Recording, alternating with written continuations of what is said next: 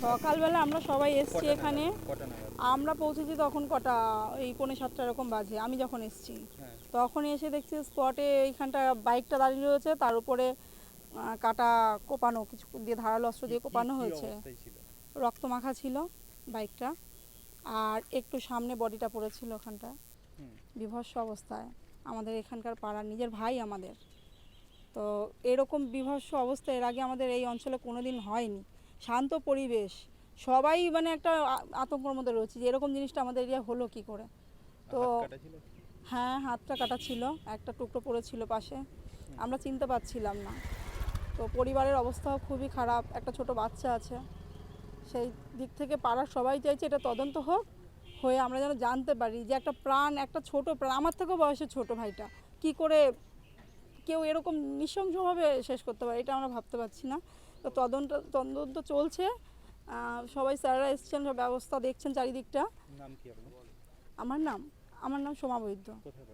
আমার বাড়ির সামনে, আমি এখানকার মেম্বার। সকালবেলা আমরা সবাই এসছি এখানে।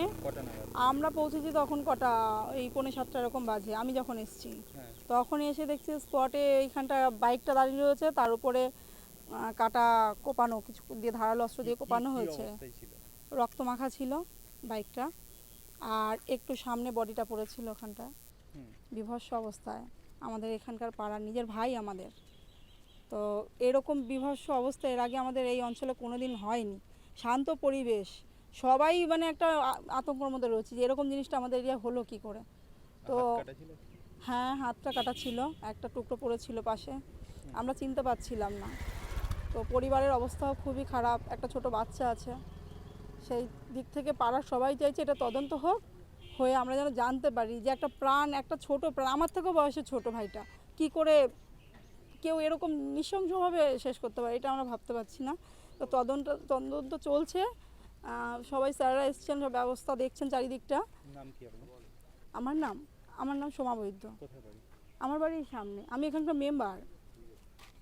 সকালবেলা আমরা সবাই এসছি এখানে। আমরা পৌঁছেছি তখন কটা, এই 6:45 এরকম বাজে। আমি যখন এসছি তখন এসে দেখছি স্পটে এইখানটা বাইকটা দাঁড়িয়ে রয়েছে, তার উপরে কাটা কোপানো, কিছু দিয়ে ধারালো অস্ত্র দিয়ে কোপানো হয়েছে। রক্তমাখা ছিল বাইকটা, আর একটু সামনে বডিটা পড়েছিল ওখানটা, বিভৎস অবস্থায়। আমাদের এখানকার পাড়ার নিজের ভাই আমাদের। তো এরকম বিভৎস অবস্থা এর আগে আমাদের এই অঞ্চলে কোনো দিন হয়নি। শান্ত পরিবেশ, সবাই মানে একটা আতঙ্কের মধ্যে রয়েছে যে এরকম জিনিসটা আমাদের এরিয়া হলো কি করে। তো হ্যাঁ, হাতটা কাটা ছিল, একটা টুকরো পড়েছিল পাশে, আমরা চিনতে পারছিলাম না। তো পরিবারের অবস্থাও খুবই খারাপ, একটা ছোট বাচ্চা আছে।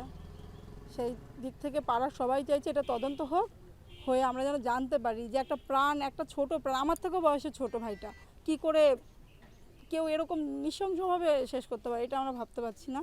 তো তদন্ত চলছে, সবাই স্যাররা এসছেন, সব ব্যবস্থা দেখছেন চারিদিকটা। আমার নাম সোমা বৈদ্য। আমার বাড়ির সামনে, আমি এখানকার মেম্বার।